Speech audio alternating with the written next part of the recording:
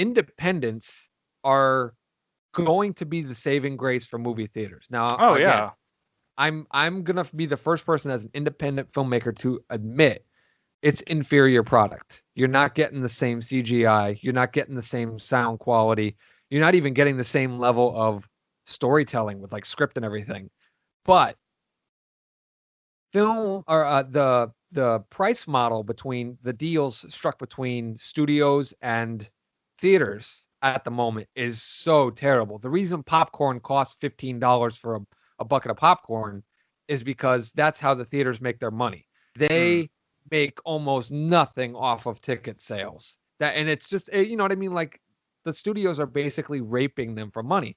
Whereas an independent person comes in, you could strike a deal that's favorable to everybody. Yeah. You know what I mean? Like the Yeah. theater, like most independent filmmakers, yeah, they're looking to get the investment back for whoever invested in the film and some profit and this and that. But I don't think they're that greedy personally because there's a level of prestige that comes with getting your film in a theater. Yeah. And I think they'd be willing to eat some of that price to be able to say that. You know what I mean? It's kind of like when people joked about back in the day, oh, that movie got dumped to DVD. And while streaming right now is great and everybody loves it, eventually we are going to return to a some semblance of normalcy. Yeah. And when something goes straight to streaming, I have a very big feeling that it's going to start getting looked down upon as dumped to streaming. Well, As and what I think about too is like there are a lot of events where directors will go, like Kevin Smith did that with his most recent thing. I can't remember what movie it Jay was, and but Silent Bob yeah, reboot. Yeah, yeah, where he's personally going to, each showing and he did a talking road to show. people. Yeah, and I guess that's the way that you would have to do it then, I imagine, is you have to turn it into a whole thing. It's not just you're showing a movie, you're like doing a presentation and it's Absolutely. you drawing the crowd with infamy and all that stuff. So Well, and that's difficult because him and Tarantino have both recently done road shows. I know Tarantino did it with the Hateful Eight, where he toured the country to do it. But when I was at advertising digits, I had a very local market. I was yeah, just advertising here in Connecticut because that's where the only place I planned to show it in a theater.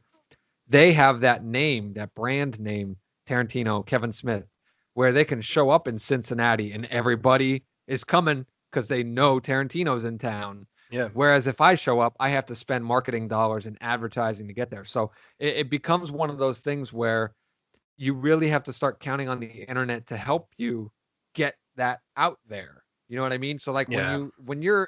you're an audience member, you really have to vocalize on the internet what you love that people don't know about. Not to sound like a hipster, you know what I mean? But Mhm. you really have to contribute to the advertising model because there is nothing more effective and cheaper than having a fan gush about your work as an Oh artist yeah, it's the online. same. It's the same from the perspective of comics, because like all, I mean, I feel like art in general thrives on word of mouth.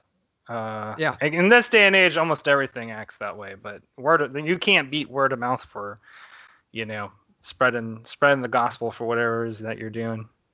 I don't even think it's about money either. It's about authenticity. Yeah, It's about you know what I mean? Like these people stand to benefit only because like when they endorse your work, it's like the only benefit they get out of it is they're giving you the artist the opportunity to make more work. Does that make sense? oh yeah, Because the more exposure that you have, the more income you can generate, the more you can sustain yourself as an artist, the more you can invest into your projects, and the better most of the time your work becomes and more fruitful your work yeah, becomes. So it's like once that level of authenticity comes out there, people trust it. Like I don't trust Rotten Tomatoes. I look at it, yeah. Everybody, when they look at movies, they're like, "Oh, I got to check out Rotten Tomatoes." But right. how many times have you checked out Rotten Tomatoes for movies that came out in the '90s that you love? You look at the score, and they're like in the toilet, and it's like, what?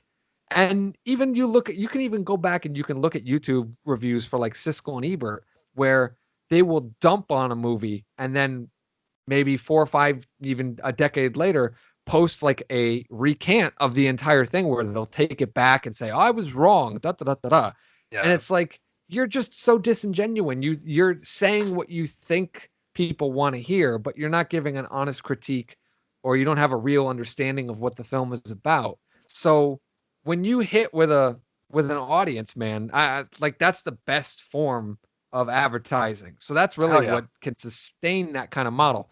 I wish theaters would really endorse independent films, because I feel like that is going to be the saving grace for both them and storytelling in general, at least filmmaking side. They might Is have to at some point, depending on how things go in the next year or and so.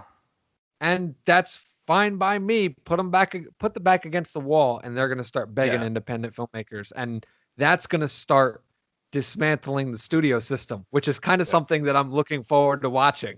I The would be It's not the excited about some of demise. that. Yeah. It's not the demise of theaters that's coming. Everybody was talking Yeah. the other day when Warner Brothers changed their release model for 2021.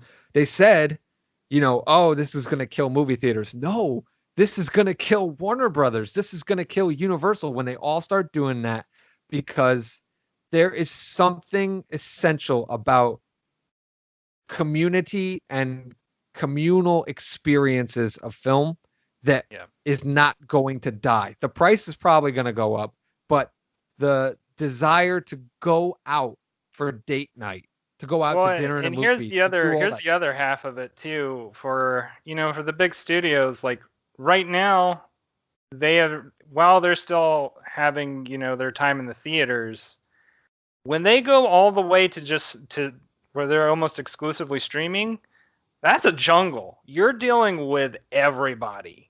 Like Yeah. you can't just be like, "Oh, we're Warner Brothers now." People are like, "Who cares?" Like I can get so many different things on Netflix, on Shudder, on CBS, blah blah blah blah blah. Where it's like you can't just be the next Batman movie or whatever. You got to be something else. So no, that would be interesting to see. That is a really interesting thing to think about.